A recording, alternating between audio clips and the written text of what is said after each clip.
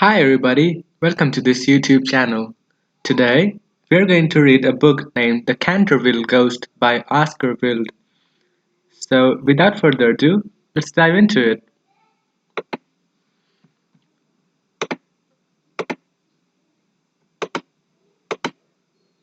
Well, you guys can read the introduction if you guys want to.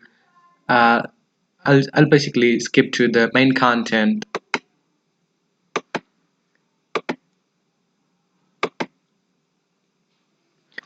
When Mr. Hiram B. Otis, the American minister, bought Canterville Chase, everyone told him he was doing a very foolish thing, as there was no doubt at all that the place was haunted. Indeed, Lord Canterville himself, who was a man of the most punctilious honour, had felt it his duty to mention the fact to Mr. Otis when they came to discuss the terms.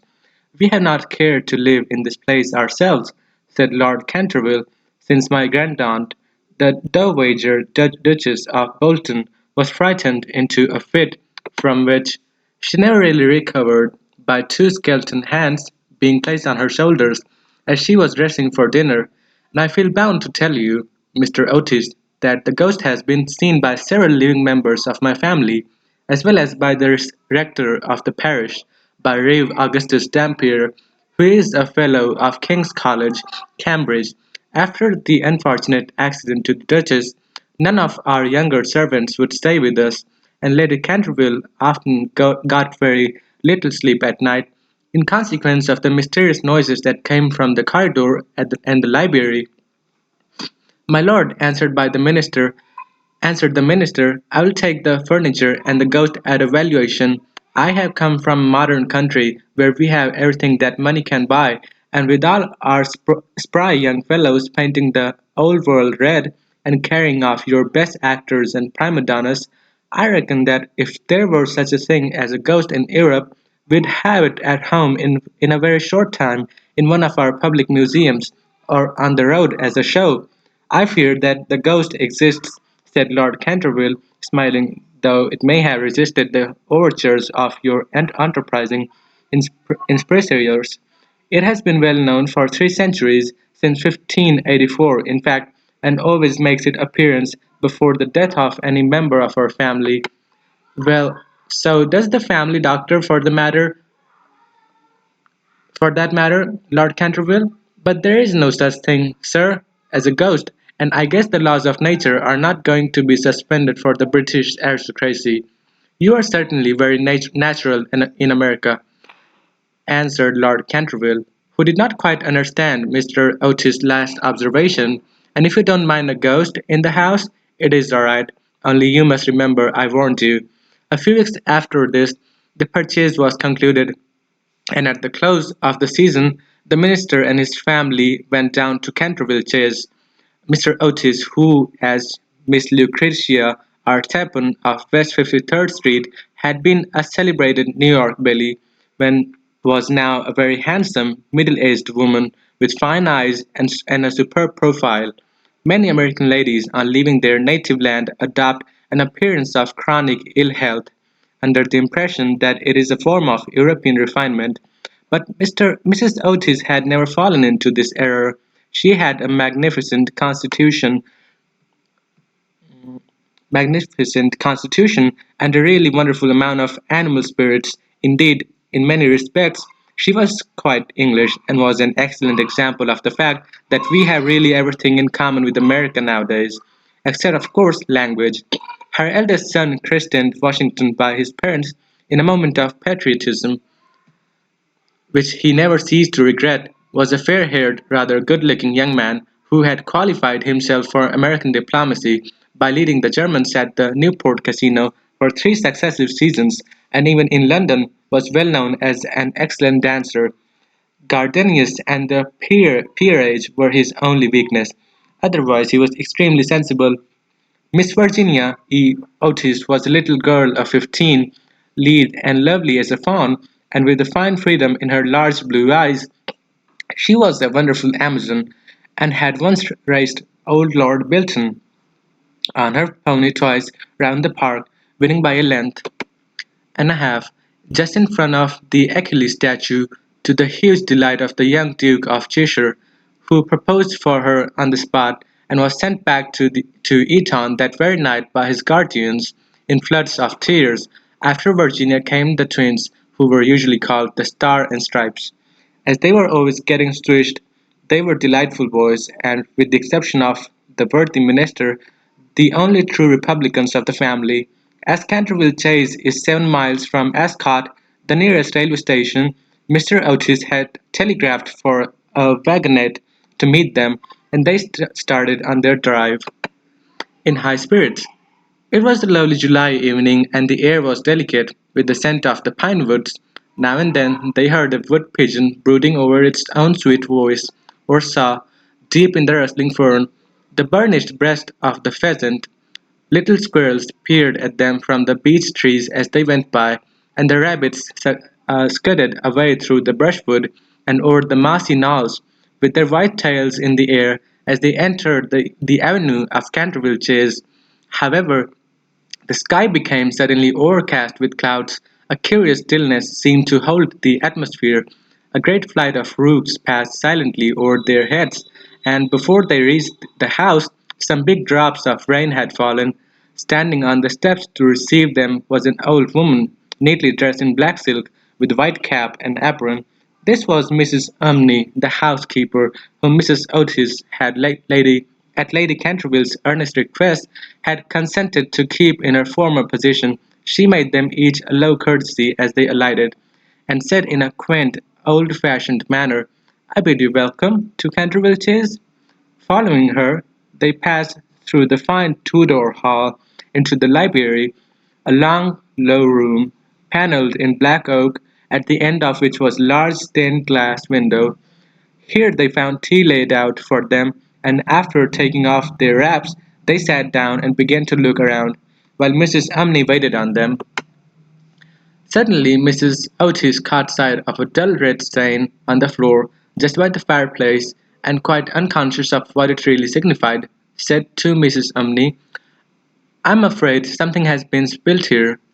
"Yes, madam," replied the old housekeeper in a low voice, "blood has been spilt on that spot." "How horrid!" cried Mrs. Otis. "I don't at all care for bloodstains in a sitting-room. It must be removed at once." The old woman smiled, and answered in the same low mysterious voice, "It is the blood of Lady Eleanor de Canterville, who was murdered on that very spot by her own husband, Sir Simon de Canterville, in 1575. Sir Simon survived her 9 years, and disappeared suddenly, under very mysterious circumstances. His body has never been discovered, but his guilty spirit still haunts the Chase. The bloodstain has been much admired by tourists and others, and cannot be removed." "That is all nonsense," cried Washington Otis. "Pinkerton's champion stain remover and Paragon Detergent will clean it up in no time." And before the terrified housekeeper could interfere, he had fallen upon his knees, and was rapidly scouring the floor with a small stick of what looked like a black cosmetic. In a few moments no trace of the bloodstain could be seen. "I knew Pinkerton would do it," he exclaimed triumphantly as he looked around at his admiring family. But no sooner had he said these words than a terrible flash of lightning lit up the sombre room. A fearful peal of thunder made them all start to their feet, and Mrs. Umney fainted. "What a monstrous climate," said the American minister calmly, as he lit a long cheroot. "I guess the old country is so overpopulated that they have not enough decent weather for everybody. I have always been of the opinion that emigration is the only thing for England." "My dear Hiram," cried Mrs. Otis, "what can we do with a woman who faints?" "Charge it to her like breakages," answered the minister. "She won't faint after that." And in a few moments Mrs. Umney certainly came to. There was no doubt, however, that she was extremely upset, and she sternly warned Mr. Otis to beware of some trouble coming to the house. "I have seen things with my own eyes, sir," she said, "that would make any Christian's hair stand on end, and many a night I have not closed my eyes in sleep for the awful things that are done here." Mr. Otis, however, and his wife warmly assured the honest soul that they were not afraid of ghosts, and after invoking the blessings of Providence on her new master and mistress and making arrangements for an increase of salary, the old housekeeper tottered off to her own room. Chapter 2. The storm raged fiercely all that night, but nothing of particular note occurred. The next morning, however, when they came down to breakfast, they found the terrible stain of blood once again on the floor. "I don't think it can be the fault of Paragon detergent," said Washington, "for I had tried it with everything. It must be the ghost." He accordingly rubbed out the stain a second time, but the second morning it appeared again. The third morning also it was there, though the library had been locked up at night by Mr. Otis himself, and the key carried upstairs. The whole family were now quite interested. Mr. Otis began to suspect that he had been too dogmatic in his denial of the existence of ghosts.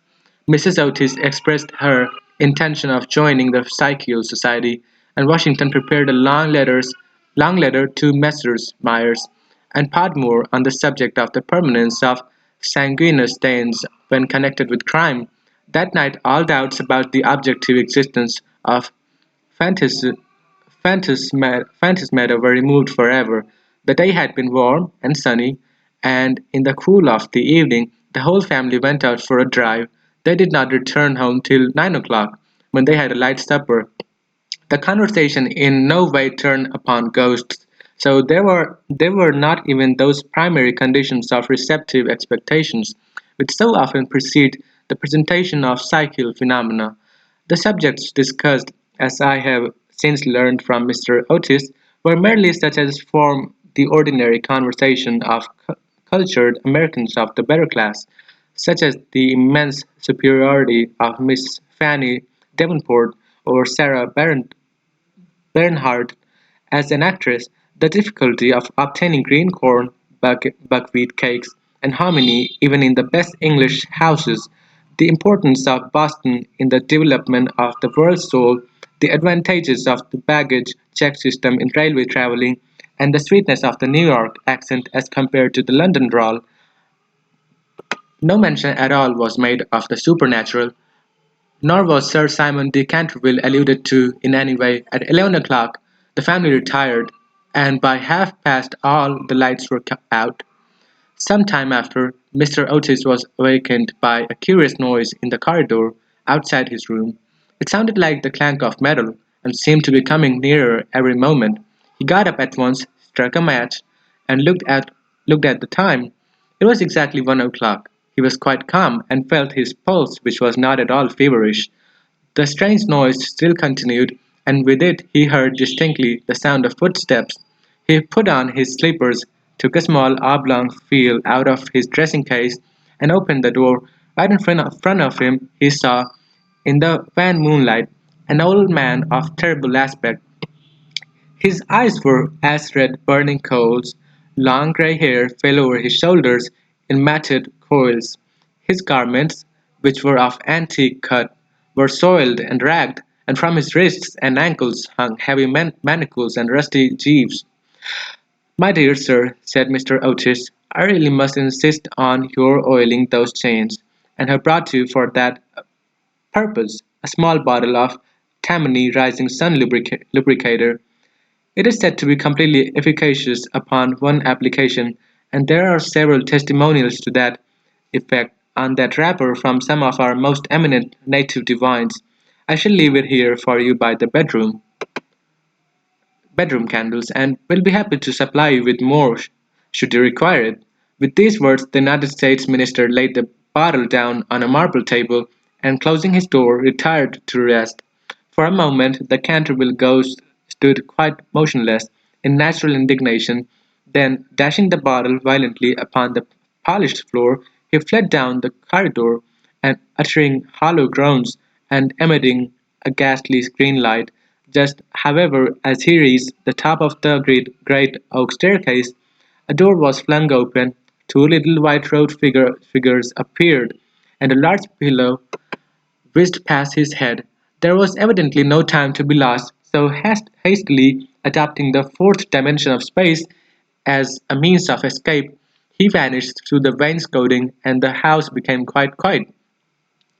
On reaching a small secret chamber in the left wing, he leaned up against a moonbeam to recover his breath, and began to try and realize his position. Never in a brilliant and uninterrupted career of 300 years had he been so grossly insulted. He thought of the Dowager Duchess. He thought of the Dowager Duchess, whom he had frightened into a fit as she stood before the glass in her lace and diamonds, of the four housemaids, who had gone off into hysterics when he merely grinned at them through the curtains of one of the spare bedrooms, of the rector of the parish, whose candle he had blown out as he was coming late one night from the library, and who had been under the care of Sir William Gull ever since, a perfect martyr to nervous disorders, and of old Madame de Tremouille, who, having wakened up one morning early and seen a skeleton seated in an armchair by the fire reading her diary, had been confined to her bed for 6 weeks with an attack of brain fever, and on her recovery had become reconciled to the Church, and broken off her connection with that notorious sceptic, Monsieur de Voltaire. He remembered the terrible night when the wicked Lord Canterville was found choking in his dressing-room with the knave of diamonds halfway down his throat, and confessed just before he died that he had cheated Charles James Fox out of $50,000 at Crockford's by means of that very card, and swore that the ghost had made him swallow it. All his great achievements came back to him again, from the butler who had shot himself in the pantry because he had seen a green hand tapping at the window pane, to the beautiful light Stutfield, who was always obliged to wear a black velvet band round her throat to hide the mark of 5 fingers burnt upon her white skin, and who drowned herself at last in the carp pond at the end of the King's Walk.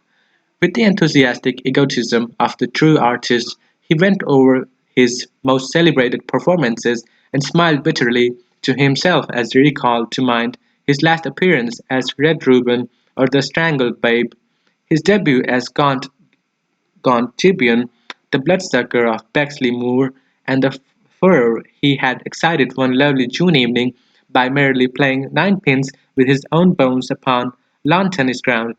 And after all this, some wretched modern Americans were to come and offer him the Rising Sun Lubricator and throw pillows at his head. It was quite unbearable. Besides, no ghosts in history had ever been treated in this manner. Accordingly, he determined to have vengeance, and remained till daylight in an attitude of deep thought. Chapter 3. The next morning, when the Otis family met at breakfast, they discussed the ghost at some length. The United States minister was naturally a little annoyed to find that his present had not been accepted. "I have no wish," he said, "to do the ghost any personal injury, and I must say that considering the length of time he has been in the house, I don't think it is at all polite to throw pillows at him." A very just remark at which, I'm sorry to say, the twins burst into shouts of laughter.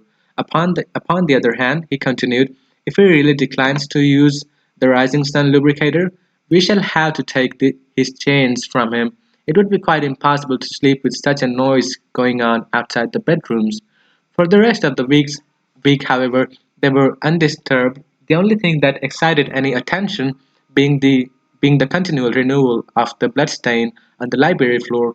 This certainly was very strange, as the door was always locked at night by Mr. Otis, and the windows kept closely barred. The chameleon-like color also of the stain excited a good deal of comment.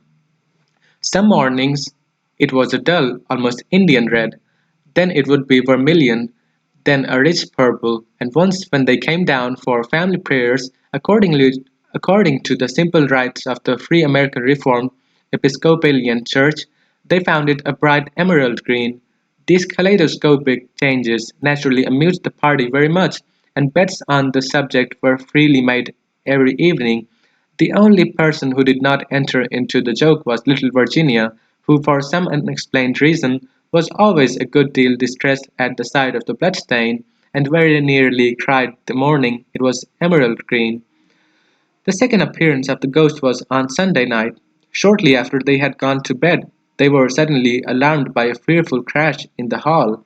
Rushing downstairs, they found that a large suit of old armor had become detached from its stand, and had fallen on the stone floor. While seated in a high-backed chair, was the Canterville Ghost, rubbing his knees with an expression of acute agony on his face. The twins, having brought their pea-shooters with them, at once discharged two pellets on him with that accuracy of aim which can only be attained by a long and careful practice on a riding master, while the United States Minister covered him with his revolver, and called upon him, in accordance with Californian etiquette, to hold up his hands. The Ghost started up with a wild shriek of rage and swept through them like a mist, extinguishing Washington Otis' candle as he passed, and so leaving them all in total darkness.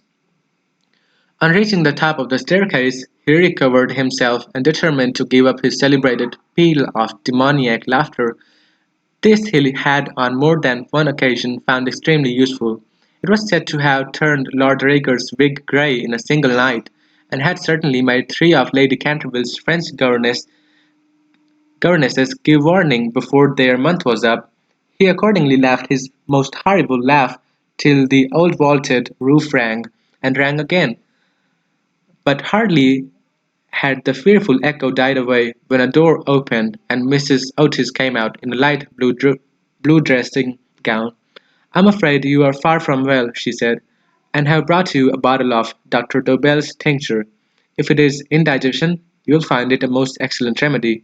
The Ghost glared at her in fury, and began at once to make preparations for turning himself into a large black dog, an accomplishment for which he was justly renowned, and to which the family doctor always attributed the permanent idiocy of Lord Canterville's uncle, the Hans Thomas Horton. The sound of approaching footsteps, however, made him hesitate in his felt purpose, so he contented himself with becoming a faintly phosphorescent and vanished with a deep churchyard groan, just as the twins had come up to him.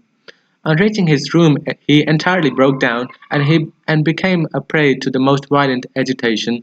The vulgarity of the twins and the gross materialism of Mrs. Otis were naturally extremely annoying, but what really distressed him most was that he had been unable to wear the suit of mail.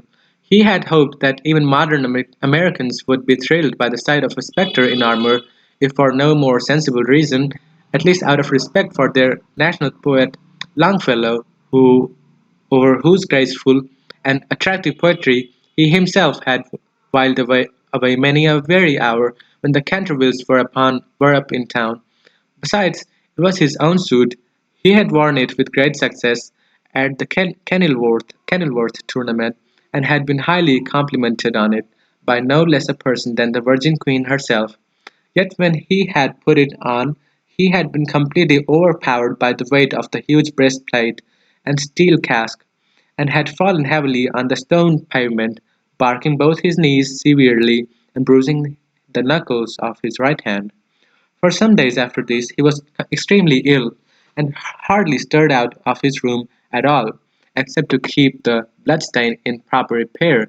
However, by taking great care of himself, he recovered, and resolved to make a third attempt to frighten the United States Minister and his family.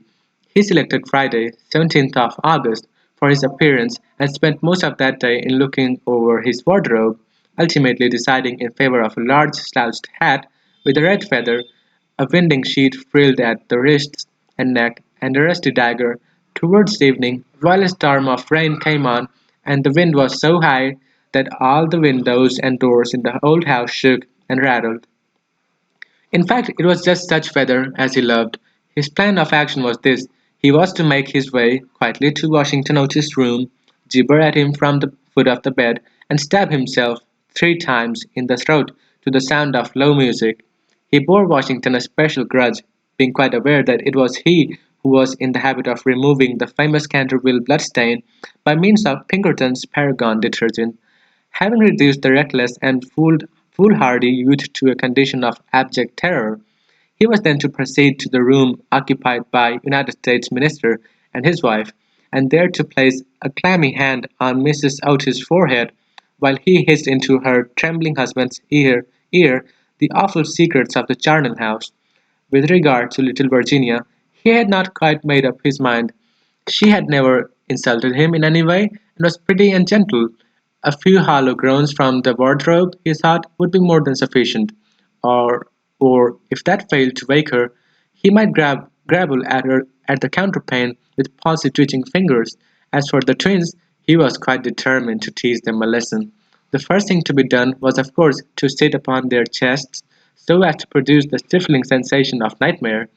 Then, as their beds were quite close to each other, to stand between them in the form of a green icy cold corpse, till they became paralyzed with fear, and finally to throw off the winding sheet and crawl round the room with white bleached bones and one rolling eyeball, in the character of Dumb Daniel or the Suicide Skeleton, a role in which he had on more than one occasion produced a great effect, and which he considered quite equal to his famous part of Martin the Maniac, or the Masked Mystery. At half-past 10 he heard the family going to bed. For some time he was disturbed by wild shrieks of laughter from the twins, who, with the light-hearted gaiety of schoolboys, were evidently amusing themselves before they retired to rest. But at a quarter past 11 all was still, and as midnight sounded, he sallied forth. The owl beat against the window panes, the raven croaked from the old yew tree, and the wind wandered moaning round the house like a lost soul.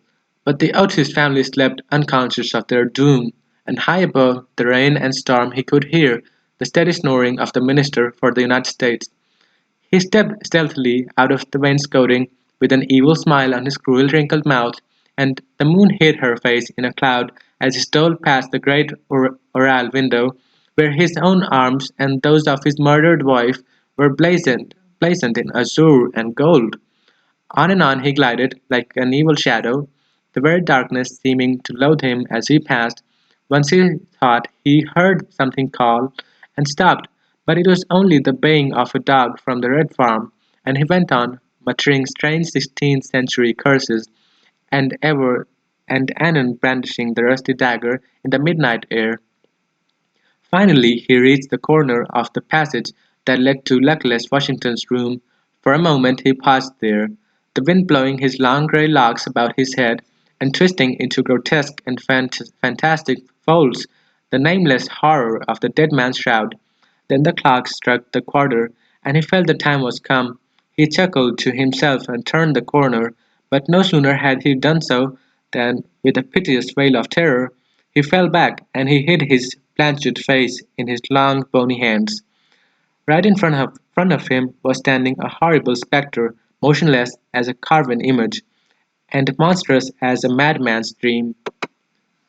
Its head was bald and burnished, its face round, and fat, and white, and hideous laughter seemed to have writhed its features into an eternal grin. From the eyes streamed rays of scarlet light, the mouth was a white veil of fire, and a hideous garment, like his own, swathed with its silent snows the Titan form.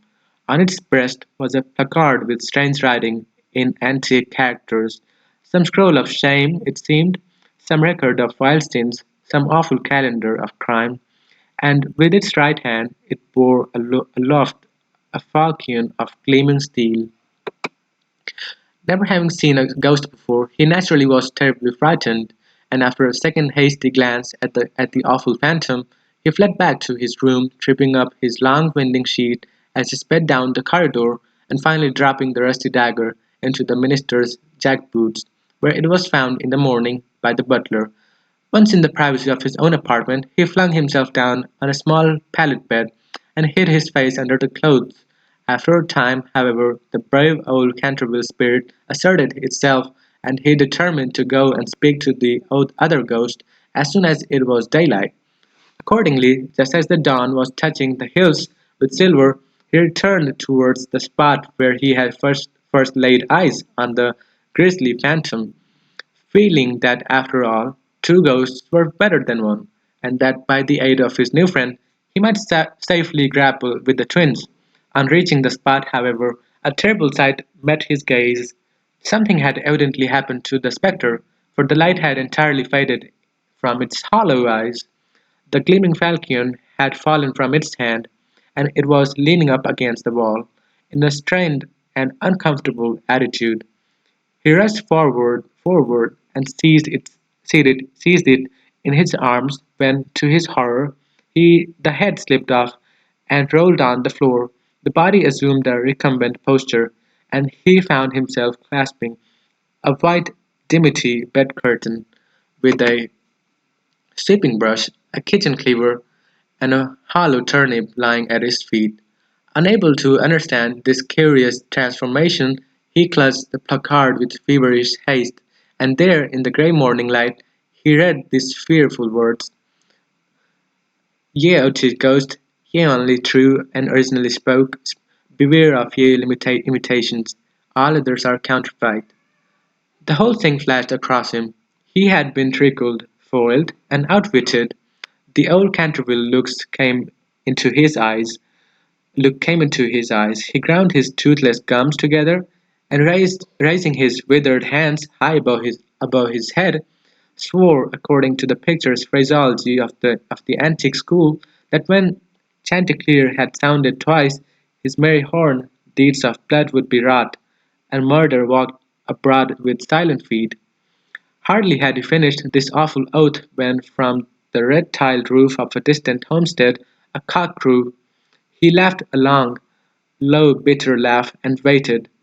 Hour after hour he waited, but the cock, for some strange reason, did not crow again.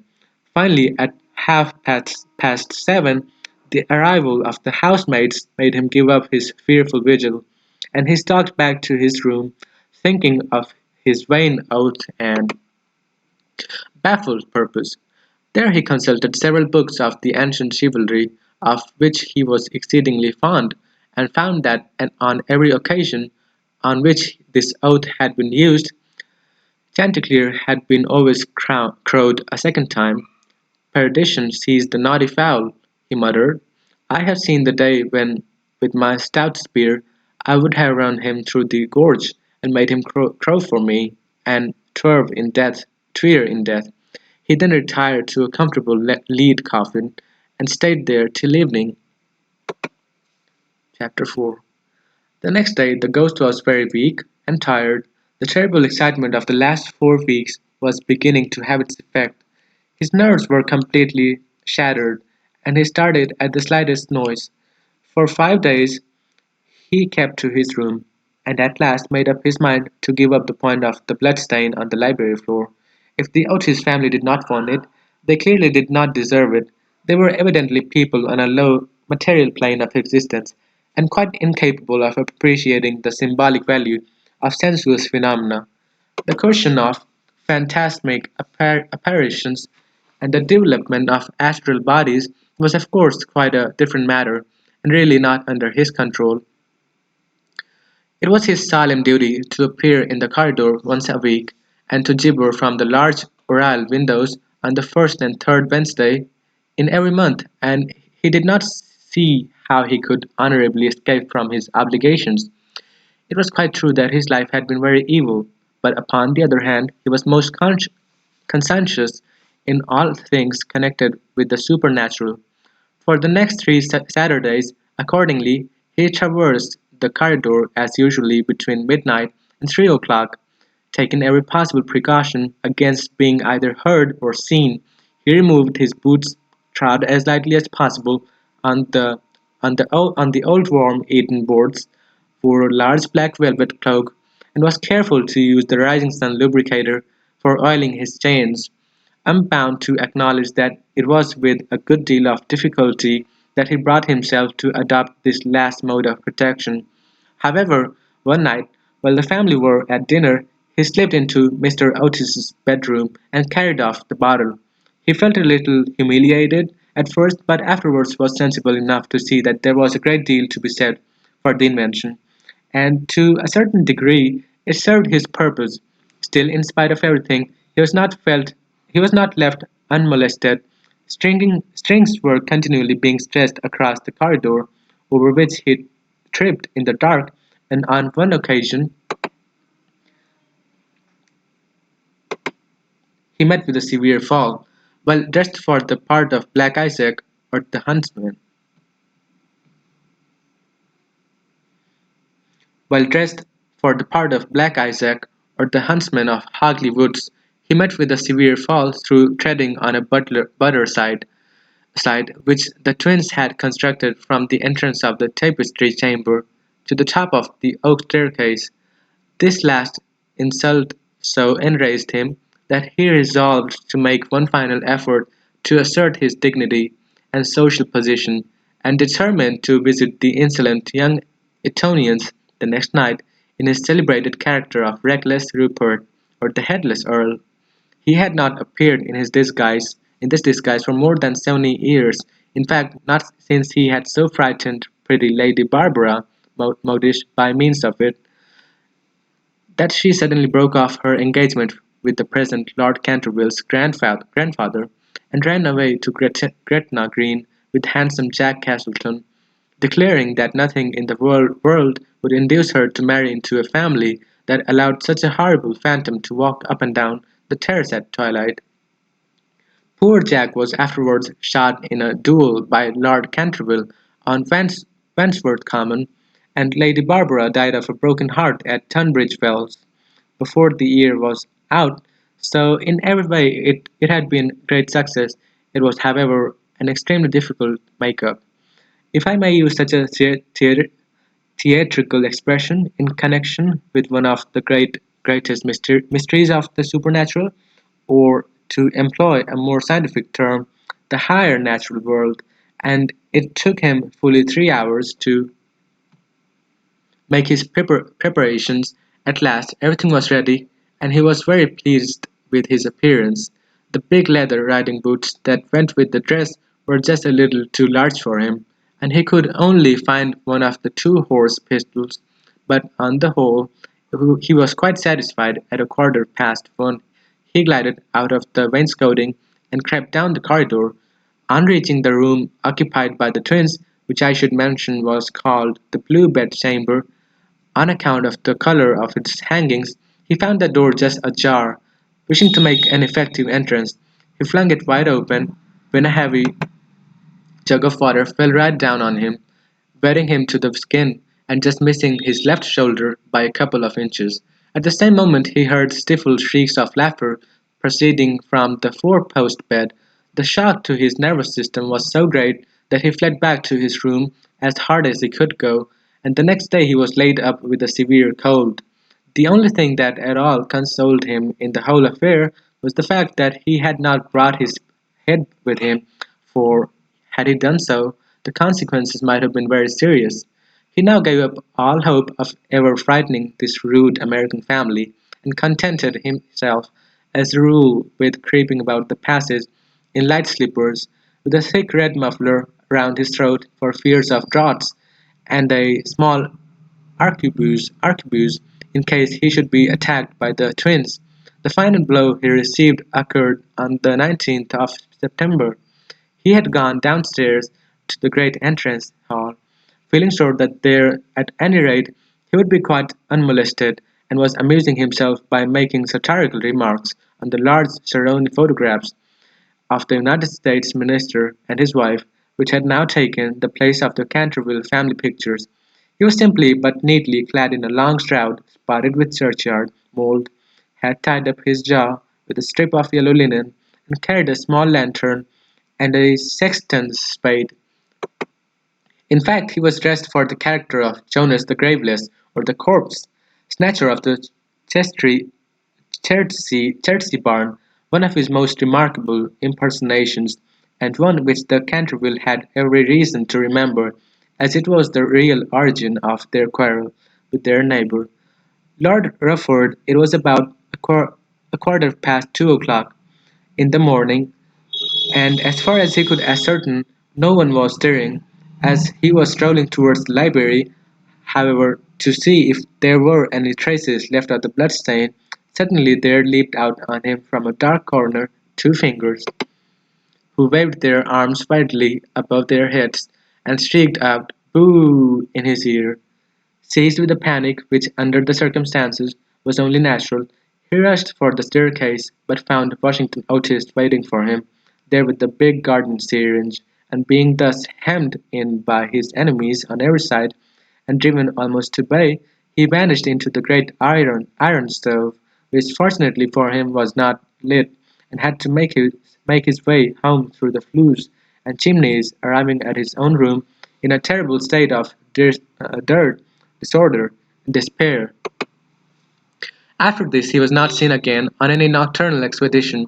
The twins lay in wait for him on several occasions, and strewed the passages with nutshells every night, to the great annoyance of their parents and the servants, but it was of no avail. It was quite evident that his feelings were so wounded that he would not appear. Mr. Otis consequently resumed his great work on the history of the Democratic Party, on which he had been engaged for some years. Mrs. Otis organized a wonderful clam bake, which amazed the whole county. The boys took to lacrosse, euchre, poker, and other American national games, and Virginia rode about the lanes on her pony, accompanied by young Duke of Cheshire, who had come to spend the last week of his holidays at Canterville Chase. It was generally assumed that the ghost had gone away, and in fact Mr. Otis wrote a letter to that effect to Lord Canterville, who in reply expressed his great pleasure at the news, and sent his best congratulations to the minister's worthy wife. The Otises, however, were deceived, for the ghost was still in the house, and though now almost an invalid, was by no means ready to let matters rest, particularly as he heard that among the guests was the young Duke of Cheshire, whose granduncle, Lord Francis Tilton, had once bet 100 guineas with Colonel Carberry that he would play dice with the Canterville Ghost, and was found the next morning lying on the floor of the card-room in such a helpless paralytic state that, though he lived on to a great age, he was never able to say anything again but double sixes. The story was well known at the time, though of course out of respect to the feelings of the two noble families, every attempt was made to hush it up, and full account of all the circumstances connected with it will be found in the third volume of Lord Tattle's Recollections of the Prince Regent and his Friends. The Ghost, then, was naturally very anxious to show that he had not lost his influence over the Stiltons, with whom indeed he was distantly connected, his own first cousin having been married, and secondos notice to the Sieur de Bulkeley, from which, as every one knows, the Dukes of Cheshire are lineally descended.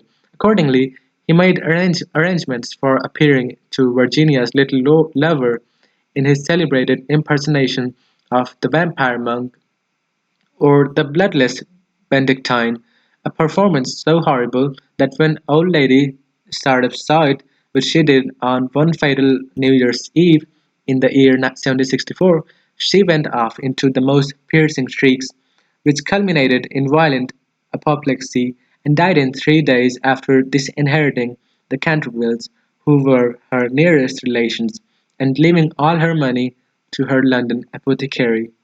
At the last moment, however, his terror of the twins prevented his leaving his room, and the little Duke slept in peace under the great feather canopy in the royal bedchamber, and dreamed of Virginia. Chapter 5. A few days after this, Virginia and her curly-haired cavalier went out riding on Brockley Meadows, where she tore her habit so badly in getting through a hedge that on their return home she made up her mind to go up by the back staircase so as not to be seen. As she was running past the tapestry chamber, the door of which happened to be open, she fancied she saw someone inside, and thinking it was her mother's maid, who sometimes used to bring her work there, looked in to ask her to mend her habit. To her immense surprise, however, it was the Canterville Ghost himself. He was sitting by the window, watching the ruined gold of the yellowing trees fly through the air, and the red leaves dancing madly down the long avenue.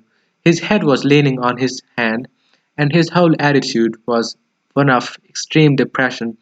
Indeed, so forlorn and so much out of repair did he look, that little Virginia, whose first idea had been to run away and lock herself in her room, was filled with pity, and determined to try and comfort him. So light was her footfall, and so deep his melancholy, that he was not aware of her presence till he spoke to him. "I'm sorry for you," she said. But my brothers are going back to Eton tomorrow, and then if you behave yourself, no one will annoy you." "It is absurd asking me to behave myself," he answered, looking round in astonishment at the pretty little girl who had ventured to address him. "Quite absurd. I must rattle my chains, and groan through keyholes, and walk about at night. If that is what you mean, it is my only reason for existing. It is no reason at all for existing, and you know you have been very wicked. Mrs. Umney told us the first day we arrived here that you had killed your wife." "Well, I quite admit it," said the ghost uh, petulantly, "but it was a purely family matter, and concerned no one else." "It is very wrong to kill anyone," said Virginia, who at times had a sweet Puritan gravity, caught from some old New England ancestor. "Oh, I hate the cheap severity of abstract ethics. My wife was very plain, never had my rubs properly starched, and knew nothing about cookery. Why, there was a buck I had shot in Hogley Woods, a magnificent pricket, and do you know how she had it sent up to table? However, it is no matter now, for it is all over, and I do not think it was very nice of her brothers to starve me to death, though I did kill her." "Starve you to death? Oh, Mr. Ghost, I mean, Sir Simon, are you hungry? I have sandwich in my case. Would you like it?" "No, thank you. I never eat anything now, but it is very kind of you, all the same, and you're much nicer than the rest of your horrid, rude, vulgar, dishonest family." "Stop!" cried Virginia, stamping her foot. "It is you who are rude, and horrid, and vulgar, and as for dishonesty, you stole the pains out of my box to try and furbish up that ridiculous bloodstain in the library. First you took all my reds, including the vermilion, and I couldn't do any more sunsets. Then you took the emerald green and the chrome yellow, and finally I had nothing left but indigo and Chinese white, and could only do moonlight scenes, which are always depressing to look at, and not at all easy to paint. I never told on you, though I was very much annoyed, and it was most ridiculous, the whole thing, for whoever heard of emerald green blood?" "Well, really," said the ghost, rather meekly, "what was I to do? It is a very difficult thing to get real blood nowadays, and as our brother began it all with his Paragon detergent, I certainly saw no reason why I should not have your paints. As for the color, that is always a matter of taste. The Cantervilles have blue blood, for instance, the very bluest in England. But I know you Americans don't care for things of this kind. You know nothing about it, and the best thing you can do is emigrate to and improve your mind. My father will be only too happy to give you a free passage, and though there is a heavy duty on spirits of every kind, there will be no difficulty about the custom house, as the officers are all Democrats. Once in New York, you are sure to be a great success. I know lots of people there who would give $100,000 to have grandfather, and much more than that to have a family ghost. I don't think I should like America. I suppose because we have no ruins and no curiosities," said Virginia satirically. "No twin ruins, no curiosities," answered the ghost. "You have your navy and your manners. Good evening. I will go and ask Papa to get the twins an extra week's holiday." "Please don't go, Miss Virginia," he cried. "I am so lonely and so unhappy, and I really don't know what to do. I want to go to sleep, and I cannot." "That's quite absurd. You have merely to go to bed and blow out the candle. It is very difficult sometimes to keep awake, especially at church, but there is no difficulty at all about sleeping. Why, even babies know how to do that, and they are not very clever." "I have not slept for 300 years," he said, sadly, and Virginia's beautiful blue eyes opened in wonder. "For 300 years I have not slept, and I am so tired." Virginia grew quite grave, and her little lips trembled like rose leaves. She came towards him, and kneeling down at his side, I looked up into his old withered face. Poor ghost," she murmured. "Have you no place where you can sleep?" "Far away beyond the pine woods," he answered in a low, dreamy voice. "There is a little garden. There the grass grows long and deep. There are the great white stars of the hemlock flower. There the nightingale sings all night long. All night long he sings, and the cold crystal moon looks down, and the yew tree spreads out its giant arms over the sleepers. Virginia's eyes grew dim with the tears, and she did hid her face in her hands. "You mean the garden of death?" she whispered. "Yes, death. Death must be so beautiful, to lie in the soft brown earth, with the grasses waving above one's head, and listen to silence, to have no yesterday and no tomorrow, to forget time, to forget life, and to be at peace. You can help me. You can open for me the portals of Death's house, for love is always with you, and love is stronger than death is." Virginia trembled, and a cold shudder ran through her, and for a few moments there was silence. She felt as if she was in a terrible dream. Then the ghost spoke again, and his voice sounded like the sighing of the wind. "Have you ever read the old prophecy on the library window?" "Oh, often," cried the little girl, looking up. "I know it quite well. It is painted in curious black letters, and is difficult to read. There are only 6 lines. When a golden girl can win prayer from out the lips of sin, when the barren almond bears, and the little child gives away its tears, then shall all the house be still, and peace come to Canterville." "But I don't know what they mean." "They mean," he said sadly, "that you must weep with me for my sins, because I have no tears, and pray with me for my soul, because I have no faith, and then, if you have always been sweet, and good, and gentle, the angel of death will have mercy on me. You will see fearful shapes in darkness, and wicked voices will whisper in your ear, but they will not harm you, for against the purity of a little child the power of hell cannot prevail." Virginia made no answer, and the ghost wrung his hands in wild despair as he looked down at her bowed golden head. Suddenly she stood up, very pale, and with a strange light in her eyes. "I'm not afraid," she said firmly, "and I will ask the angel to have mercy on you." He rose from his seat with a faint cry of joy, and taking her hand bent over it with old-fashioned grace and kissed it. His fingers were as cold as ice, and his lips burned like fire, but Virginia did not falter as he led her across the dusky room. On the faded green tapestry were embroidered little huntsmen. They blew their tasselled horns, and with their tiny hands waved to her to go back. "Go back, little Virginia!" they cried. "Go back!" But the ghost clutched her hand more tightly, and she shut her eyes against them.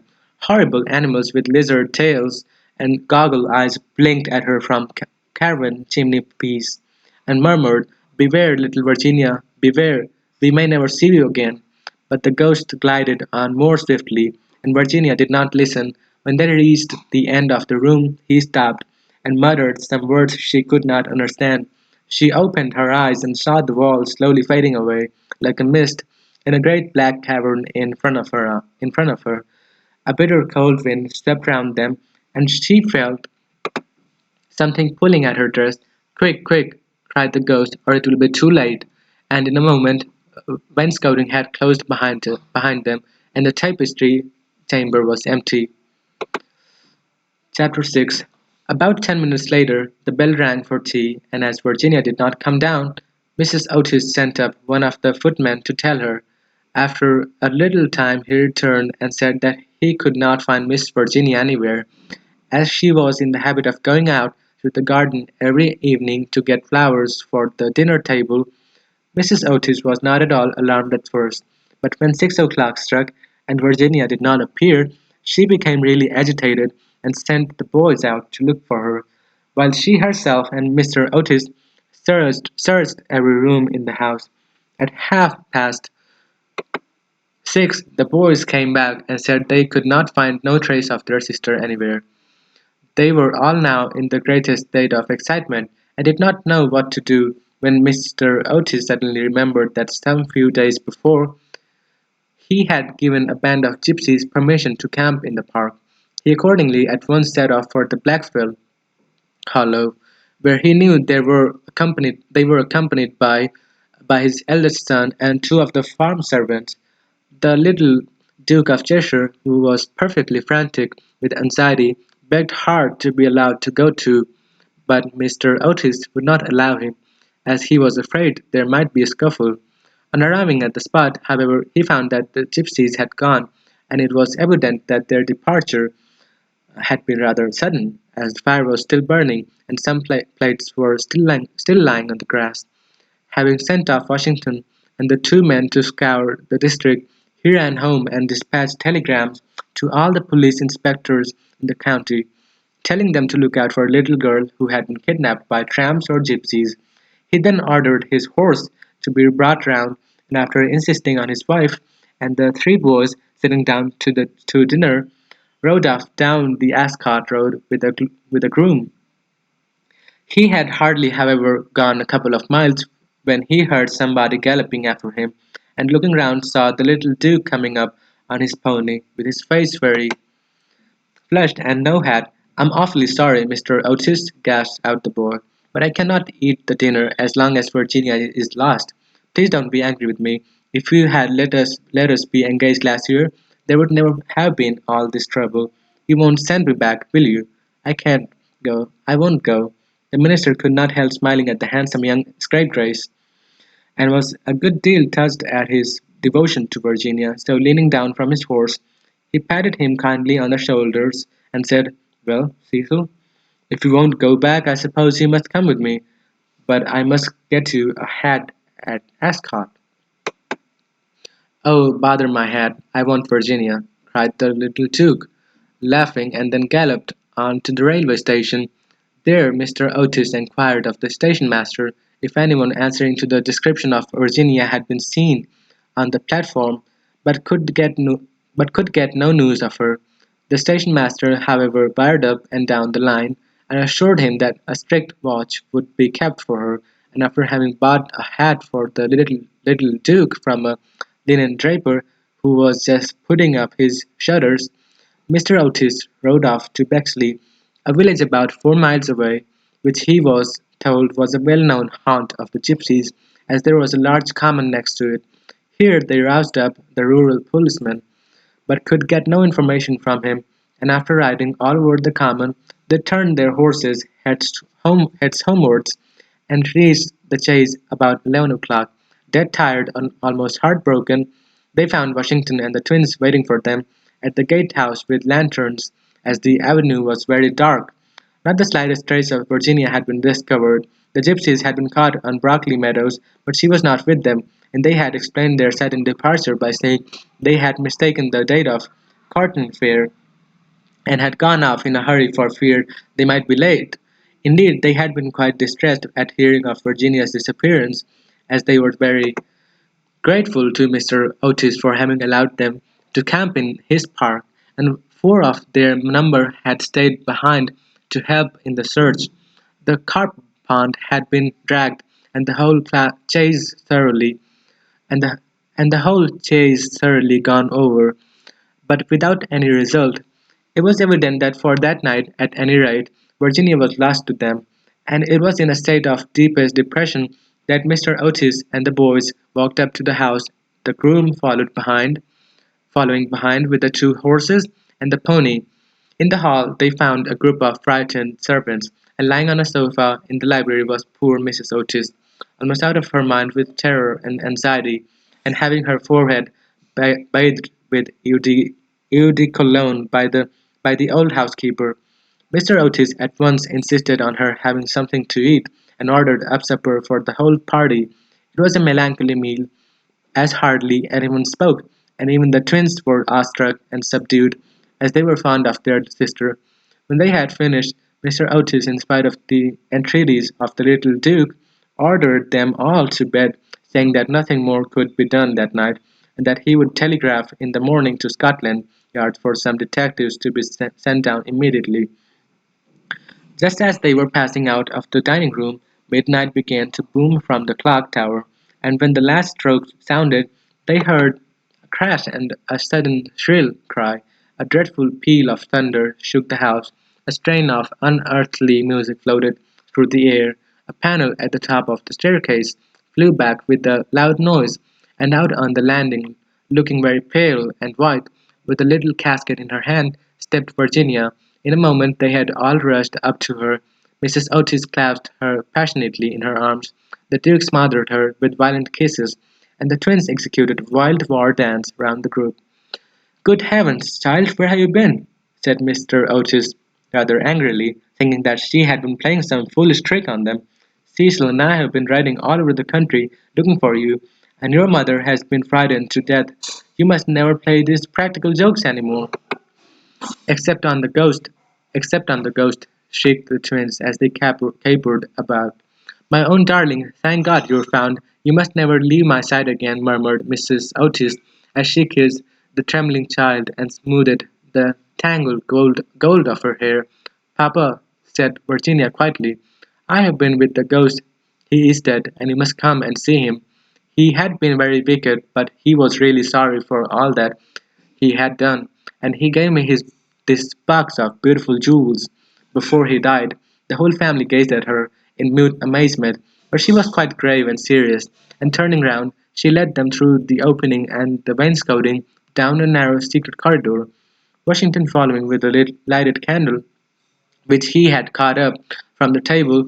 Finally they came to a great oak door, studded with rusty nails. When Virginia touched it, it swung back on its heavy hinges, and they found themselves in a little low room with a vaulted ceiling and one tiny grated window. Embedded in the wall was a huge iron ring, and chained to it was a gaunt skeleton that was stretched out at full length on the stone floor, and seemed to be trying to grasp with its long fleshless fingers an old-fashioned and trencher and ewer that were placed just out of its reach. The jug had evidently been once filled with water, as it was covered inside with green mold. There was nothing on the trencher but a pile of dust. Virginia knelt down beside the skeleton, and folding her little hands together, began to pray silently, while the rest of the party looked on in wonder at the terrible tragedy whose secret was now disclosed to them. "Hello!" suddenly exclaimed one of the twins, who had been looking out of the window to try and discover in what wing of the house the room was situated. "Hello! The old withered almond tree has blossomed. I can see the flowers quite plainly in the moonlight." "God has forgiven him," said Virginia gravely, as she rose to her feet, and beautiful light seemed to illumine her face. "What an angel you are!" cried the young Duke, and he put his arm round her neck and kissed her. Chapter 7. 4 days after these curious incidents, a funeral, a funeral started from Canterville Chase at about 11 o'clock at night. The hearsay was drawn by 8 black horses, each of which carried on its head a great tuft of nodding ostrich plumes, and the leaden coffin was covered by a rich purple pall, on which was embroidered in gold the Canterville coat of arms. By the side of the hearsay and the coaches walked the servants with lighted torches, and the whole procession was wonderfully impressive. Lord Canterville was the chief mourner, having come up specially from Wales to attend the funeral, and sat in the first carriage along with little Virginia. Then came the United States Minister and his wife, then Washington and the 3 boys, and in the last carriage was Mrs. Umney. It was generally felt that as she had been frightened by the ghost for more than 50 years of her life, she had a right to see the last of him. A deep grave had been dug in the corner of the churchyard, just under the old yew tree, and the service was read in the most impressive manner by the Rev. Augustus Dampier. When the ceremony was over, the servants, according to an old custom observed in the Canterville family, extinguished their torches, and as the coffin was being lowered into the grave, Virginia stepped forward and laid on it a large cross made of white and pink almond blossoms. As she did so, the moon came out from behind a cloud and flooded with its silent silver the little churchyard, and from a distant copse a nightingale began to sing. She thought of the ghost's description of the Garden of Death. Her eyes became dim with tears, and she hardly spoke a word during the drive home. Next morning, before Lord Canterville went up to town, Mr. Otis had an interview with him on the subject of the jewels the ghost had given to Virginia. They were perfectly magnificent, especially a certain ruby necklace with old Venetian setting, which was really a superb specimen of 16th century work, and their value was so great that Mr. Otis felt considerable scruples about allowing his daughter to accept them. My lord, he said, I know that in this country mortmain is held to apply to trinkets as well as to land, and it is quite clear to me that these jewels, or should be heirlooms in your family, I must beg you accordingly to take them to London with you, and to regard them simply as a portion of your property, which has been restored to you under certain strange conditions. As for my daughter, she is merely a child and has, as yet, I am glad to say, but little interest in such appurtenances of idle luxury.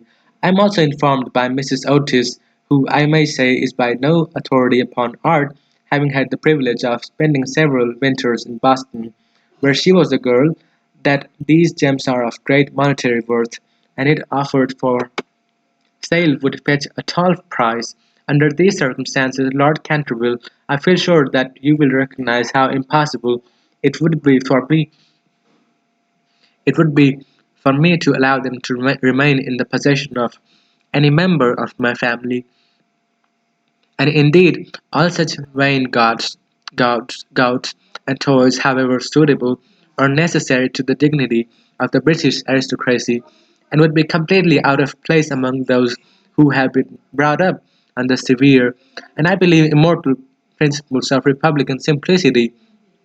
Perhaps I should mention that Virginia is very anxious that you should allow her to retain the box as a memento of your unfortunate but misguided ancestor, as it is extremely old and consequently a good deal out of repair.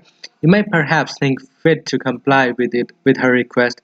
For my own part, I confess I am a good deal surprised to find a child of mine expressing sympathy and medievalism in any form, and can only account for it by the fact that Virginia was born in one of your London suburbs shortly after Mrs. Otis had returned from a trip to Athens.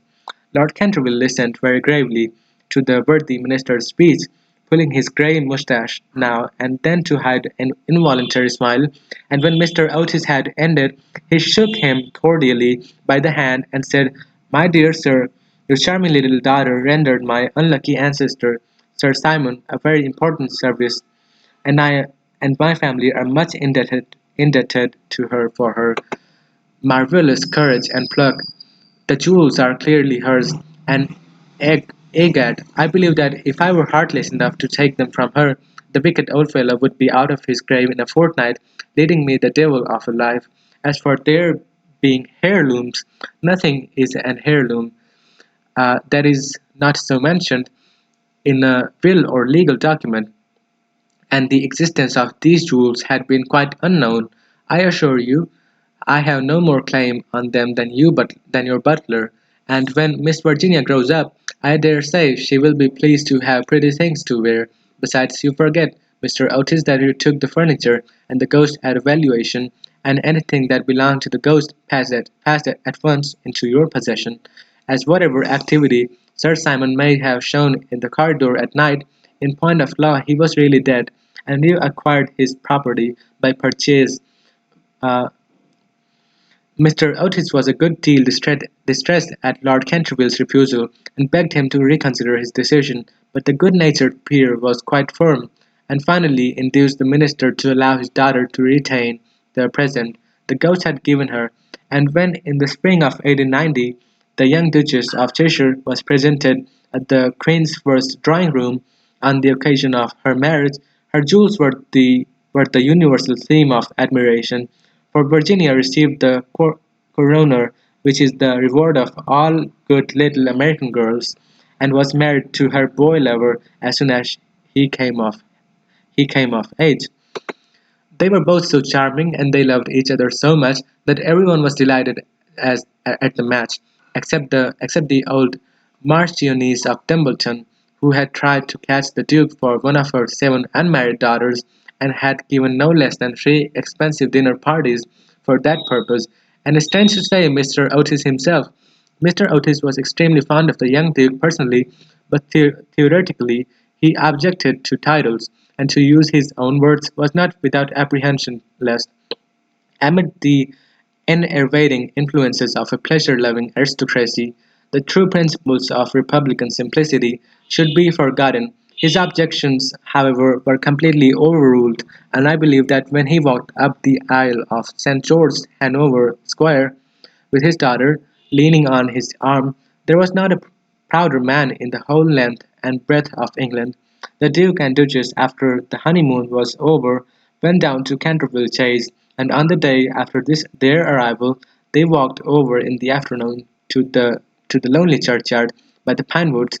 There had been a great deal of difficulty at first about the inscription on Sir Simon's tombstone, but finally it had been decided to engrave on it simply the initials of the old gentleman's name and the verse from the library window. The Duchess had brought with her some lovely roses, which she strewed upon the grave, and after they had stood by it for some time, they strolled into the ruined chancel of the old abbey. There the Duchess sat down on a fallen pillar while her husband lay at her feet smoking a cigarette and looking up at her beautiful eyes. Suddenly he threw his cigarette away and took hold of her hand and said to her, "Virginia, a wife should have no secrets from her husband." "Dear Cecil, I have no secrets from you." "Yes, you have," he answered, smiling. "You have never told me what happened to you when you were locked up with the ghost." "I never told anyone. I have never told anyone, Cecil," said Virginia gravely. "I know that, but you might tell me. Please don't ask me, Cecil. I cannot tell you." "Poor Sir Simon, I owe him a great deal. Yes, don't laugh, Cecil. I really do. He made me see what life is and what death signifies, and why love is stronger than both." The Duke rose and kissed his wife lovingly. "You can have your secret as long as I have your heart," he murmured. "You have always had that, Cecil, and you will tell our children some day, won't you?" Virginia blushed. So, with this, we come to the end of the video. Today, we finished reading The Canterville Ghost. When we will meet the next time, we will be doing the reading of another such intriguing book. Till then, keep reading and experiencing the otherworldly pleasure that we get from reading books. Kindly consider subscribing my YouTube channel and hitting the bell icon so that you never miss any of my new videos. Show your love by liking this video and sharing with someone whom it might help. Drop a comment if you have any suggestions in mind regarding reading any other book. I'll see you in the next one. Goodbye.